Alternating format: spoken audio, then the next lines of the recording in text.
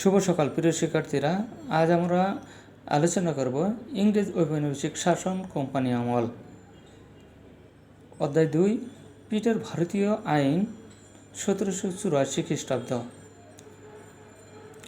Regulating আইনের দোষ ত্রুটি সংশোধনের জন্য 1784 খ্রিস্টাব্দে ইংল্যান্ডের প্রধানমন্ত্রী উইলিয়াম পিট একটি আইন প্রণয়ন করেন। রেগুলেটিং বা নিয়ামক আইন 11 বছর কাল কার্যকর থাকার পর পিটের এই আইন প্রণীত হয়। এই নিয়ামক আইন দ্বারাই হেস্টিংস কোম্পানি গভর্নর এর পদ থেকে গভর্নর জেনারেল উপাধিতে ভূষিত করা হয় এবং তার শাসনকালে কোম্পানির ক্ষমতা অনেক বেড়ে যায়। ভারতীয় উপমহাদেশে হেস্টিংসের শাসন আমলে গৃহীত নানারূপ কার্যকলাপ ইংল্যান্ডের পার্লামেন্ট সমর্থন করতে পারেনি। বিশেষ করে হেস্টিংসে যে কার্যকলাপগুলো করেছিলেন তার ভিতরে অন্যতম ছিল নন্দকুমারের ফাঁসি এবং অযোধ্যার বেগমের কাছ থেকে জোর করে উৎকোচ গ্রহণ। এছাড়াও আরও কিছু কার্যকলাপ ছিল। যাই হোক, রেগুলেটিং বা নিয়ামক আইনের ত্রুটি বিচ্যুতি ইংল্যান্ডের সচেতন জনগণের দৃষ্টি আকর্ষণ করলে ইতিমধ্যেই এই আইনের অসারতা প্রমাণিত হয়। রেগুলেটিং আইনে যে আইনটা প্রণয়ন করা হয়েছিল 1773 খ্রিস্টাব্দে, সেই আইনের সুনির্দিষ্ট কোনো বিধিবিধান ছিল না। অর্থাৎ ওটা শুধুমাত্র আইনই ছিল, লিপিবদ্ধ আইনই ছিল, কিন্তু কার ক্ষমতা কতটুকু বা কে কোন কাজ করবে এটার উল্লেখ ছিল না। অর্থাৎ এখানে এটাই বোঝানো হচ্ছে যে ভারতীয় উপমহাদেশে ইস্ট ইন্ডিয়া কোম্পানির গভর্নর জেনারেল বা যে কলকাতার যে কাউন্সিল গঠন করা হয়েছিল, সে কাউন্সিলের সদস্যরা বা সুপ্রিম কোর্টের যে কলকাতায় যে সুপ্রিম কোর্ট গঠন করা হয়েছিল, সুপ্রিম কোর্টের প্রধান বিচারপতি কার ক্ষমতা কতটুকু, কে কতটুকু ক্ষমতা প্রয়োগ করতে পারবেন, এ কোনো কিছু ওই নিয়ামক আইনে উল্লেখ করা হয়নি। কাজেই 1784 খ্রিস্টাব্দে পিটের ভারতীয় আইন প্রণীত হওয়ার আগেই ইংল্যান্ডে ইস্ট ইন্ডিয়া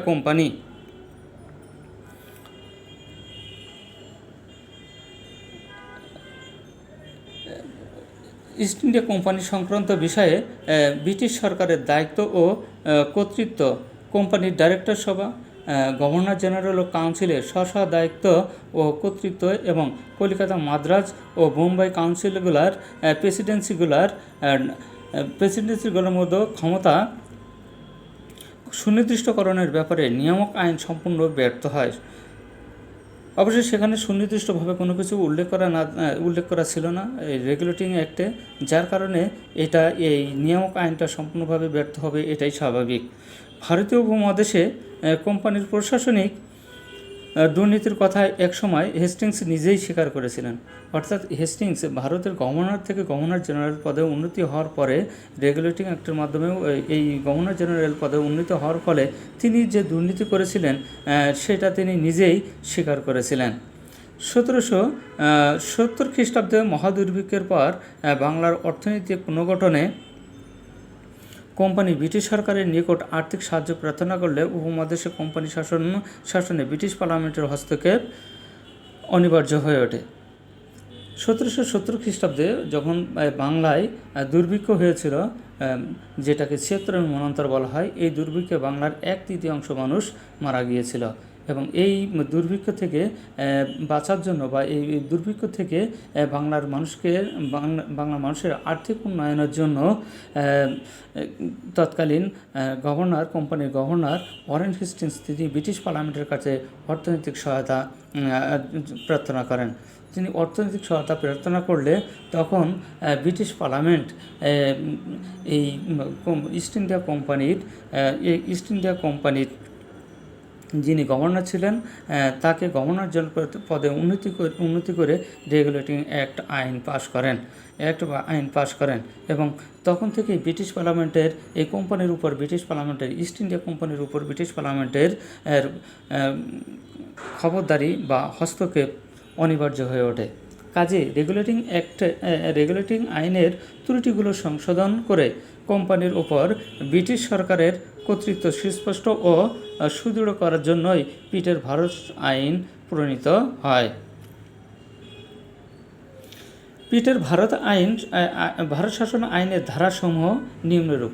এই পিট যে উইলিয়াম পিট ইংল্যান্ডের প্রধানমন্ত্রী, তিনি যে আইন পাশ করেছিলেন 1784 খ্রিস্টাব্দে, সে আইনের ধারাসমূহ, অর্থাৎ এই আইনটা পাশ করা হয়েছিল এই কারণেই যে রেগুলেটিং অ্যাক্ট 1773 সালে আইনের যে ত্রুটিগুলো ছিল সেই ত্রুটিগুলো সংশোধনের জন্য মূলত এই আইনটা পাশ করা হয়েছিল, এই পিটের ভারত শাসন আইন পাশ করা হয়েছিল। এই আইনের অন্যতম ধারা, এই আইন দ্বারা 6 জন প্রিভি কাউন্সিলরকে নিয়ে একটি বোর্ড অফ কন্ট্রোল, নিয়ন্ত্রণ বোর্ডের ওপর কোম্পানির সামরিক ও বেসামরিক ক্ষমতা অর্পণ করা হয়। এর আগে লর্ড নর্থের তিনি যে আইন পাশ করেছিলেন রেগুলেটিং অ্যাক্ট, সেখানে কিন্তু এই ধরনের ভারতের সামরিক এবং বেসামরিক ক্ষমতা অর্পণের যে জন্য কোনো কমিটি বা কোনো বোর্ড গঠন করেননি বা কোনো নির্দেশনা দেওয়া ছিল না ওই আইনে। কিন্তু পিটের এই ভারত শাসন আইনে এ ধরনের একটা বোর্ড গঠন করা হয়েছে। ব্রিটিশ মন্ত্রিসভার একজন মন্ত্রীকে এই বোর্ডের প্রদান করা হয় এবং এই বোর্ড অফ কন্ট্রোলের যিনি প্রধান তিনি একজন ব্রিটিশ মন্ত্রী হবেন। অবশ্যই এটাকে তার পদবি ছিল ভারত বিষয়ক মন্ত্রী, অর্থাৎ তিনি ভারত বিষয়ক মন্ত্রীতে পরিণত হন। এই আইনে কোম্পানি 3 জন ডাইরেক্টর দ্বারা গঠিত একটি সিক্রেট কমিটির মাধ্যমে বোর্ড অফ কন্ট্রোলের নির্দেশ ও সিদ্ধান্ত কোম্পানির ভারতীয়স্থ কর্মচারীদের নিকট প্রেরণ করার সিদ্ধান্ত গৃহীত হয়। অর্থাৎ একটা বোর্ড দ্বারা 3 জন ডাইরেক্টর দ্বারা একটা বোর্ড গঠিত হবে এবং এই বোর্ডের যে সিদ্ধান্ত গৃহীত হবে সেই সিদ্ধান্তটা গোপনে পৌঁছায় দেওয়া হবে এই ভারতীয়স্থ যেসব কর্মচারী আছে সে কর্মচারীদের কাছে। এ আইনের দ্বারা বোর্ড অফ কন্ট্রোল ও সিক্রেট কমিটির সূক্ষ্ম সিদ্ধান্ত পরিবর্তন বা সংশোধন করার ক্ষমতা থেকে অংশীদার সভা বঞ্চিত করা হয়। অর্থাৎ এই যে আইন করা হয়েছিল সে আইনে বোর্ড অফ কন্ট্রোল ও সিক্রেট কমিটির যে সূক্ষ্ম সিদ্ধান্ত, অর্থাৎ গোপন সিদ্ধান্ত গৃহীত হবে, সে গোপন সিদ্ধান্ত পরিবর্তন বা সংশোধন করার ক্ষমতা থেকে অংশীদার সভাকে বঞ্চিত করা হয়, বা এরপরও যে সভা হবে সেই সভাকে বঞ্চিত করা হয়। অর্থাৎ গভর্নর জেনারেল কোনো সভা করে সেই সভায় এই আইন যেখানে যে এই বোর্ড অফ কন্ট্রোলের যে সিদ্ধান্ত গৃহীত হবে সেই সিদ্ধান্তটা তারা অগ্রাহ্য করতে পারবে না। ভারতের শাসনকার্যে গভর্নর জেনারেলকে একজন সেনাপতি ও 2 জন কাউন্সিলর সাহায্য করবেন স্থির হয়। ভারতের শাসনকার্যে গভর্নর জেনারেলকে একজন সেনাপতি ও 2 জন কাউন্সিলর সাহায্য করবেন। গভর্নর জেনারেলকে ভারতের সকল প্রেসিডেন্সির কার্যকলাপ তদারক ও নিয়ন্ত্রণ ক্ষমতা প্রদান করা হয়। কিন্তু এই পিটের ভারত শাসন আইনে গভর্নর জেনারেলকে ভারতের সকল প্রেসিডেন্সির কার্যকলাপ তদারক ও নিয়ন্ত্রণ করার ক্ষমতা দেওয়া হয়েছিল কিংবা সুস্পষ্টভাবে উল্লেখ করা হয়েছে, কিন্তু রেগুলেটিং অ্যাক্টে সেটা উল্লেখ করা হয়নি, যার কারণে আরও ইস্ট ইন্ডিয়া কোম্পানির শাসন ব্যবস্থা আরও বেশি বিশৃঙ্খলা দেখা দিয়েছিল।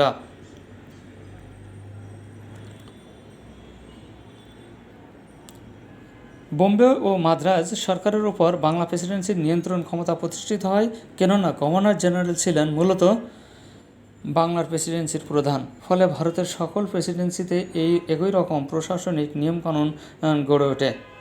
1786 খ্রিস্টাব্দে একটি অতিরিক্ত আইন প্রণয়ন করে বিশেষ ক্ষেত্রে কাউন্সিলরের সিদ্ধান্ত অগ্রাহ্য করার এবং প্রধান সেনাপতির পদ থেকে গ্রহণ করার ক্ষমতা গভর্নর জেনারেলকে প্রদান করা হয়। এই আইনের মাধ্যমে সকল ভারতীয় উপমহাদেশে কোম্পানির যে গভর্নর ছিলেন বা যারা কাউন্সিলর ছিলেন তারা সবাই এই গভর্নর জেনারেলের নিয়ন্ত্রণে আসে এবং তাকে এই ক্ষমতা দেওয়া হয় যে প্রধান সেনাপতির পদটাও তিনি গ্রহণ করতে পারবেন, বা কাউন্সিলররা যদি কোনো সিদ্ধান্ত গ্রহণ করে সেটা তিনি অগ্রাহ্য করতে পারবেন কোনো ক্ষেত্রে, এই ক্ষমতাটা তাকে দিয়ে দেওয়া হয়। পিটের ভারত শাসন আইনে এ ঘোষণা বিধিবদ্ধ হয় যে রাজ্য জয় ও সাম্রাজ্য বিস্তার ইংল্যান্ডের জাতীয় মর্যাদা ও নীতির বহির্ভূত। এই আইনের সবচেয়ে উল্লেখযোগ্য বৈশিষ্ট্য যেটা বা উল্লেখযোগ্য ধারা যেটা ছিল সেটা ছিল যে রাজ্য জয় ও সাম্রাজ্য বিস্তারে ইংল্যান্ডের ভারতীয় উপমহাদেশে কোম্পানি রাজ্য বিজয় বা রাজ্য জয় যেটা হোক না কেন, সাম্রাজ্য বিস্তার যাই হোক না কেন, এই সব কিছু ইংল্যান্ডের জাতীয় স্বার্থের বা জাতীয় মর্যাদার ও নীতির বহির্ভূত। এটা একটা গুরুত্বপূর্ণ দিক ছিল এই পিটের ভারত শাসন আইনের। 1858 খ্রিস্টাব্দ পর্যন্ত পিটের ভারত শাসন আইন কার্যকর ছিল। এই আইনটা 1858 সাল পর্যন্ত কার্যকর ছিল এবং তৎকালীন ইংল্যান্ড ও ভারতের রাজনৈতিক পরিস্থিতির মোকাবিলায় এই আইনের কার্যকারিতা অনস্বীকার্য ছিল। অর্থাৎ সেই সময় ভারতের যে অবস্থা ছিল, ভারতের রাজনৈতিক যে পরিবেশ ছিল, সেই পরিবেশে অর্থাৎ সেই পরিস্থিতি মোকাবেলার জন্য এই আইনের কার্যকারিতা অনস্বীকার্য ছিল। এই আইনের দ্বারা রেগুলেটিং আইনের ত্রুটি বিচ্যুতিগুলো সংশোধন করে গভর্নর জেনারেলের মর্যাদা ও ক্ষমতা বৃদ্ধি করা হয়। এই আইনের দ্বারা রেগুলেটিং আইনের দ্বারা আইনের যে ত্রুটি বিচ্যুতিগুলো ছিল সেই ত্রুটি বিচ্যুতিগুলো সংশোধন করে গভর্নর জেনারেলের মর্যাদা ও ক্ষমতা বৃদ্ধি করা হয় এবং মাদ্রাজ ও বোম্বেই প্রেসিডেন্সি দুটির উপর কলিকাতা প্রেসিডেন্সির কর্তৃত্ব সুপ্রতিষ্ঠিত করা হয়। ভারতীয় সাম্রাজ্য সম্পর্কে কোম্পানির সার্বভৌম ক্ষমতার অবসান ঘটিয়ে তা ব্রিটিশ পার্লামেন্টের উপর ন্যস্ত করা হয়। ভারতীয় সাম্রাজ্য সম্পর্কে কোম্পানির যে সার্বভৌম ক্ষমতা ছিল সেই ক্ষমতাটাকে অবসান ঘটানো হয় এই 1858 সালের আইনে এবং ঘটিয়ে ব্রিটিশ পার্লামেন্টের উপর এই পুরোটা ন্যস্ত করা হয়। যদিও পিটের আইনটা ছিল 1858 সালের আগ পর্যন্ত এটা কার্যকর ছিল। পিটের ভারত শাসন আইনের ত্রুটিসমূহ। ভারতীয় সাম্রাজ্য সম্পর্কে ব্রিটিশ পার্লামেন্টের সার্বভৌম ক্ষমতার অধিকারী হলেও 1813 খ্রিস্টাব্দ পর্যন্ত কোম্পানি তার স্বাধীন বাণিজ্য নীতি চালিয়ে যায় এবং দ্বৈত শাসন নীতি প্রবর্তিত হয়। 1813 সাল পর্যন্ত কোম্পানি তার স্বাধীন বাণিজ্য নীতি চালিয়ে যায়, যদিও দ্বৈত শাসন নীতি প্রবর্তিত হয় চলে আসে এই সময় মধ্য। কোম্পানি ও বোর্ডের মধ্যে ক্ষমতার ভাগাভাগি কোম্পানি ভারতের শাসন কার্য পরিচালনার উদাসীন হয়ে পড়ে। যখন এই ধরনের কোম্পানির কাজের যে ভাগাভাগি হয়ে যায় তখন কোম্পানি ও বোর্ডের মধ্যে ক্ষমতার ভাগাভাগি হওয়ার ফলে কোম্পানি ভারতের শাসন কার্য পরিচালনায় উদাসীন হয়ে পড়ে। দ্বিতীয়ত, ডাইরেক্টর সভাকে নিয়ন্ত্রণ করার ক্ষমতা বোর্ড অফ কন্ট্রোলকে দেওয়া হলেও প্রকৃতপক্ষে বোর্ড ব্রিটিশ মন্ত্রিসভার নিয়ন্ত্রণ ছিল।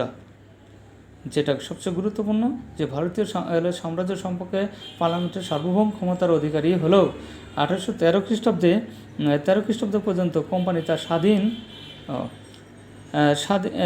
স্বাধীন বাণিজ্য নীতি চালিয়ে যায় এবং দ্বৈত শাসন নীতি প্রবর্তিত হয়। আর দ্বৈত শাসন নীতির ফলে শাসন কার্যে পরিচালনা উদাসীন হয়ে পড়ে কোম্পানি এবং যার ফলে ডাইরেক্টর সভাকে নিয়ন্ত্রণ করার ক্ষমতা বোর্ড অফ কন্ট্রোলকে দেওয়া হলেও প্রকৃত পক্ষে বোর্ড ব্রিটিশ পার্লামেন্টের নিয়ন্ত্রণে ছিল।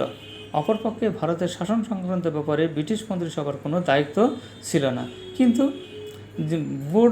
বোর্ড ব্রিটিশ মন্ত্রিসভার নিয়ন্ত্রণে ছিল, কিন্তু ভারত শাসন সংক্রান্ত ডাইরেক্টর সভাকে ভারতে কোম্পানির শাসন কার্য সংক্রান্ত ব্যাপারে ব্রিটিশ মন্ত্রিসভার কোনো দায়িত্ব ছিল না।